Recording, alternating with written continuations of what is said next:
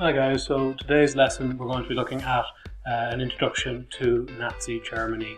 So the next thing we're moving on to is looking at the rise of the Nazis in Germany in the 1920s and 30s and what life was like under Nazi rule in Germany during the 20s, 30s and 40s. Okay, so before we start off going into some detail, one thing I need you to understand is the Treaty of Versailles. Okay, so the first thing I'm going to ask you to do today is just to go and do a bit of research and find out what the Treaty of Versailles is. Okay, so you can see a picture on the board there.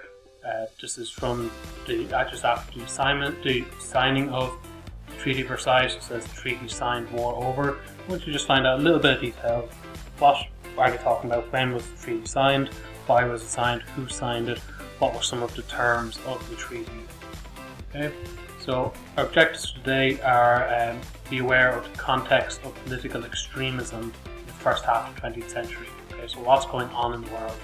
Things like Nazis' rise to power is able to happen. Be able to explain what fascism is. Okay, so I want to be able to explain the term fascism, what is it? And then understand how the Nazis were able to gain power in the 1920s and 30s in Germany. Okay, so let's flick back here. I'm going to suggest just pause here 2 or 3 minutes, okay, and go and find out a little bit of information about the Treaty of Versailles.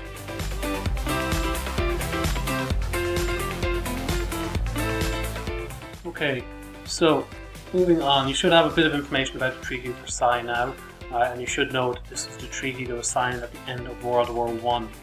This is the treaty that was signed in the city of Versailles, which is in France, and it brought World War I to an end. Okay, now the issue with the Treaty of Versailles is probably one of the most important treaties in modern European history, and the reason for that is that it was basically orders set down by the victorious countries.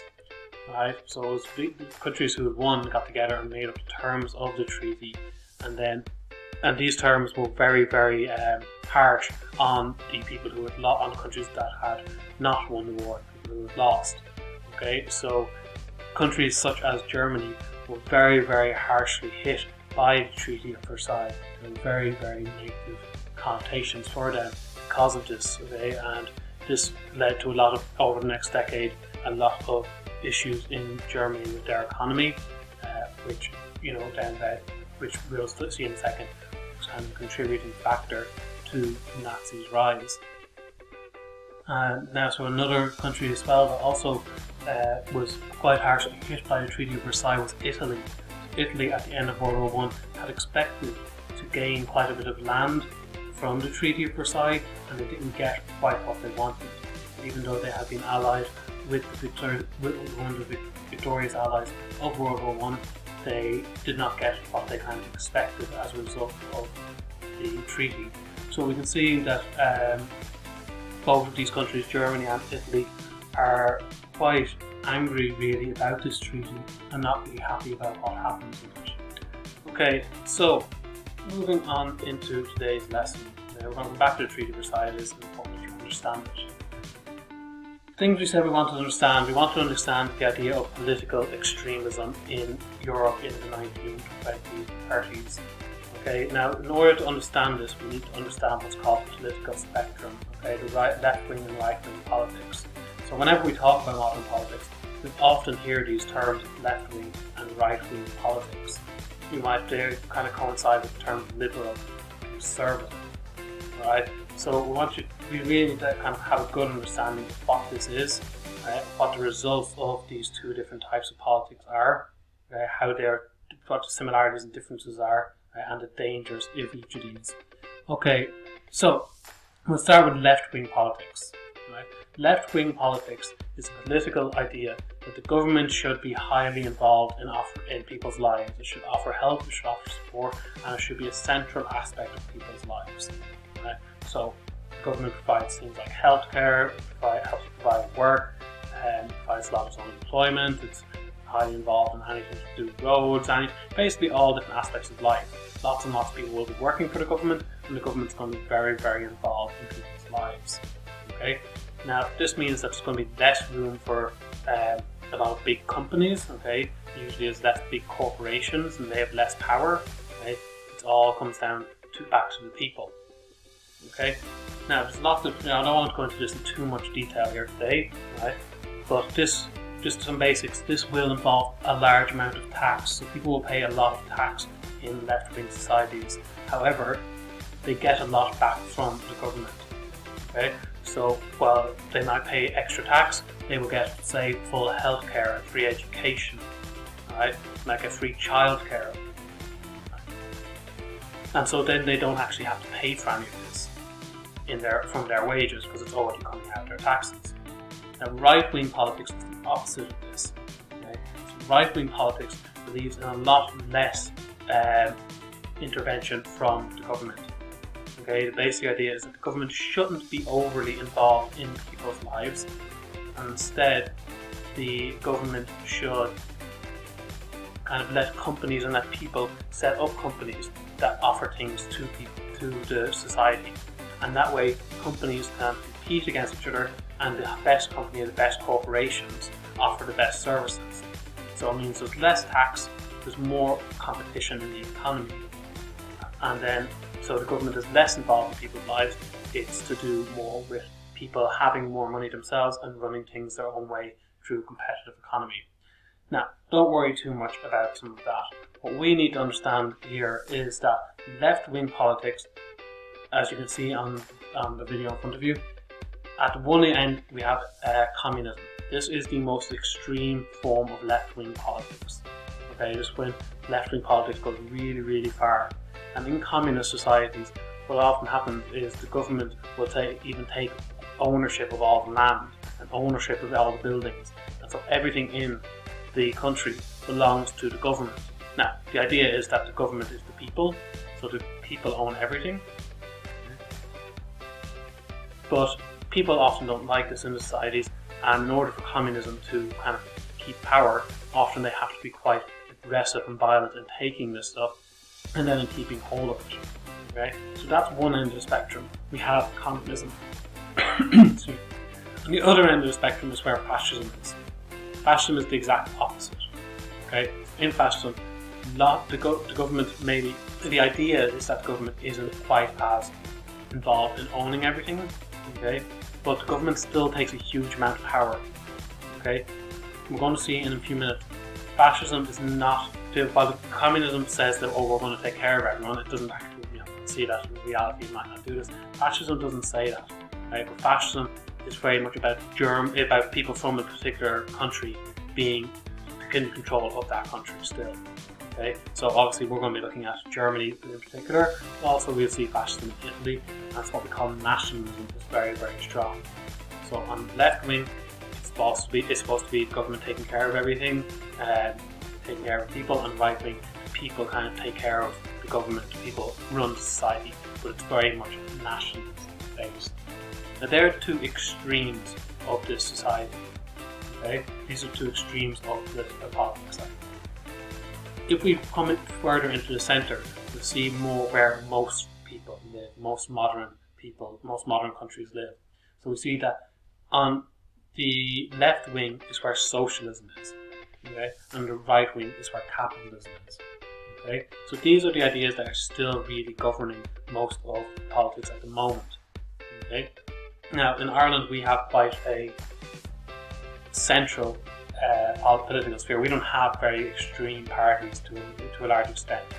Okay? We do have left and right wing politics. So, just to put it in the Irish context, Sinn Féin would usually be considered to be slightly left wing politics, while Fine Gael would be considered to be slightly right wing politics. Okay? But the important thing we need to understand here is that this idea of left and right wing politics is normal. This happens all the time. Okay? This is how. Just different opinions, different people's ideas of how the world should work. Right? Capitalism and socialism are fairly normal ideas. Now, there's critiques about them, we're not going to move that into huge amount of detail. If you go into politics and society and reading search, you're going to see a lot, you're going to really come to a lot better understanding of this. But this is a normal state of affairs to have left and right wing politics. Issue with what happened in the start of 20th century, okay, so we had the communism, the Bolsheviks in Russia, even before World War I, they were kind of becoming quite powerful and taking good bit of control. Versus, and then obviously, in the 1920s and 1930s, we saw fascism things come about. The issue here is that they went to the extreme. And you can see down there on the colour bar chart at the bottom, the red ends of either of this. If you take either left-wing politics and you go really, really extreme, or you take right-wing politics and you go really, really extreme, what you end up with is a situation where your views are not going to be supported by a lot of people. But in order to keep power, you have to start enforcing your views. You have to be very strict and violent, usually, and forceful with your views. And what ends up happening is that people end up taking a dictator role. We end up with dictatorships where you have one person ruling a country very, very forcefully with a dictatorship. So both sides of the political sphere, both left-wing and right-wing politics, when they go extreme, end up in very, very bad situations, usually with dictators ruling. Okay, so one person taking control and forcing their opinions on everyone. Most societies don't live like this. Most of us live within democracies. Okay, so we just bring this in to the middle. Okay, this is where society functions best, is in the center. Yes, there are different views, but we have compromises, and we take the best from both worlds and try to avoid forcing our opinions on. Okay, we're open to discussion about different politics. So, what we need to understand is the left and the right-wing politics. Okay? If you go really extreme with either of them, you're going to end up with very, very harsh, difficult societies run by dictators. Okay? Communism is on one end and fascism on the other, but they're both very similar in certain ways, and that dictators are very, very forceful societies, they're very difficult societies to live. Okay? So, fascism is, as we said, the extent of the right wing. Now, features of fascism would be extreme nationalism. Okay? So, people from, say, Germany being very, very into Germany being the most powerful and best country in the world. Right? People from Italy thinking Italy is the most powerful and the best country in the world. And we see after the Treaty of Versailles, Germany and Italy were treated very, very badly. And if you treat a country very, very badly like that, the people start to stand up and say, no, this isn't right, this isn't the way I want my country to be treated. Okay? And that is where extreme nationalism started to come about. We also have a leader cult. Okay? So we have a very charismatic person come to the fore and come to the front of society, and people start to follow them. People think, oh, this is a great person, a great leader. And they use their charisma. They're very good talkers, very good speakers usually, very charming. They get people on their side, and they use this skill to get people to agree with them. Right? We have a dislike of democracy. Okay? What they do is they start painting that, oh, if we have a proper democracy, that people will make bad choices and you can't trust everyone else around you to make the right choice. So look to me, I'm the wise person, I'm the leader, I can make the best decision, we don't need to vote on it. They're very, very anti-socialism and anti-communism. Okay? So they're against this idea of government taking care of everyone. Okay? And they use racism. Okay? This comes about all the time. They start making people from other places or from different cultures, and they blame those people for all the things that are wrong. Okay? So when we look at Germany over the next few weeks, we're going to see that what the Nazis did, they said, oh, Germans are brilliant, Germans are amazing, Germany is the best country in the world. If we looked at Mussolini, he'd be just saying the same thing about Italy. Italy's amazing, Italy's brilliant, the Italian people are the best. So why are they going through a bad time? Why is their life so difficult at the moment? Hitler decided to say, we're going through a difficult time because of the Jewish people. And he blamed it, he used anti-Semitism as an excuse. He used this idea of German hardship as an excuse to be anti-Semitic. He was just an incredible racist and a just terrible, terrible person. He had these terrible views, right? And he used these views and he got other people to agree with him, and he blamed the Jewish people. All the things that are going wrong in Germany, so they're at fault, and that makes the German people, the German people at the time, and certain elements of German people at the time start to think, oh yeah, it's the Jewish people's fault. That's why we're in such a hard time. Germany's great. Going back to nationalism, Hitler's great, he's telling the truth. Okay, that's obviously not true. We can't trust democracy because we can't trust everyone else in society. So we're going to blame certain elements of society, mainly Jewish people, and then if we get rid of them, we can become a much better country and Germany will be much stronger. Okay, so that's kind of ideas to come about with fascism. Okay, so lots of very extreme ideas there, right? But lots of this being forced, it's coming through the context of the time, which we're going to look at again in the second Treaty of Versailles. Now, Germany wasn't the only country where fascism became popular. Okay, this happened in a number of countries. Okay, so Benito Mussolini in Italy took a huge amount of power as a fascist dictator. We have Adolf Hitler in Germany, right? And then we have General Franco in Spain. These are three very, very powerful fascist dictators who were very influential in Europe over the course of this century, of the 20th century. And you'll notice here that Hitler actually ruled for the least time, three of them. Right? Mussolini came to power 11 years before Hitler. General Franco was later, but ruled right up until the 1970s. Okay? So, but all of Hitler had a very, very huge impact on society, on European, on the entire world history. But you have to remember, he's not the only fascist dictator. It's not the only country. Germany is not the only country in the world where these ideas came about. Okay? So, just to get you a bit more context, okay? I want you to take a moment and we're going to pause the video in a second. We're going to go onto YouTube and watch the video. So you see the link there, I'll link in the description of the video as well. I want you to watch this video from Miss Stout's YouTube channel, okay? And this video about Mussolini, okay? And I want you to think, why do you think it might be important to understand Mussolini and his rise to power when we're studying fascism in Germany? Okay? Watch that video, it's about 5 minutes long, and then write 4 to 5 sentences. Why do you think it's important to understand this?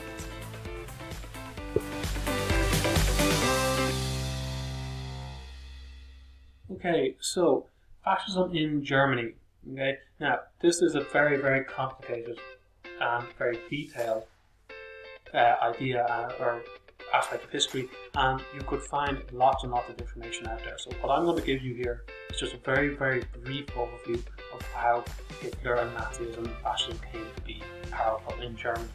Okay, definitely go and do a bit more research on this yourselves. You'll see at the side there's an extra resource there.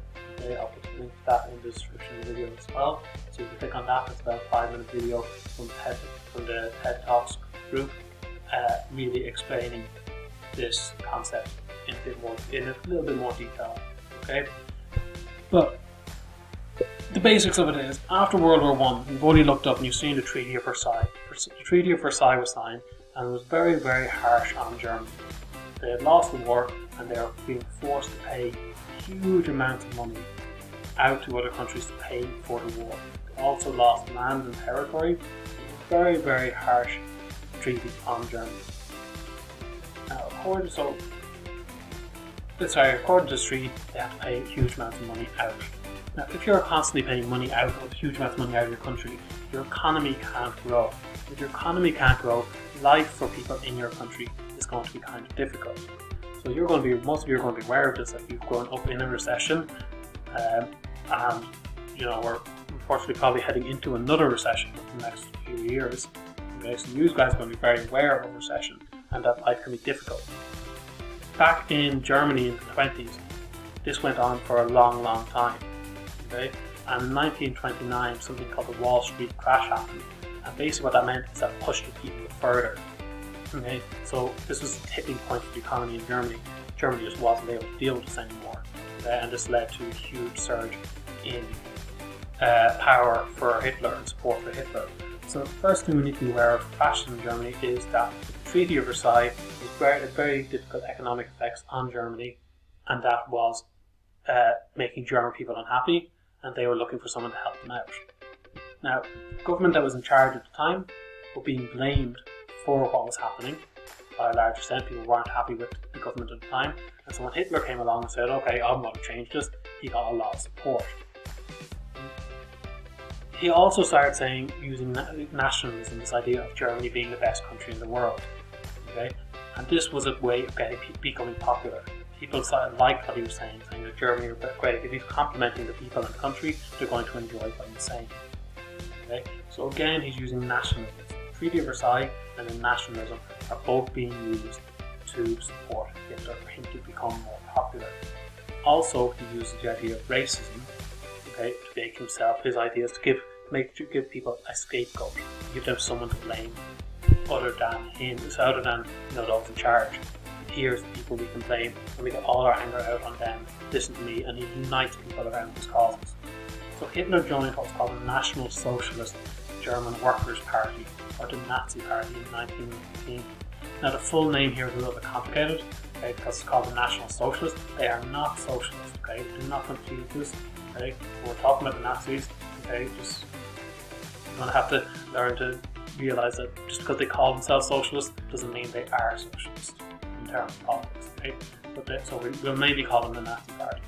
He joined them in 1919. He became the leader of the party 2 years later in 1921. So he is now leader of a political party.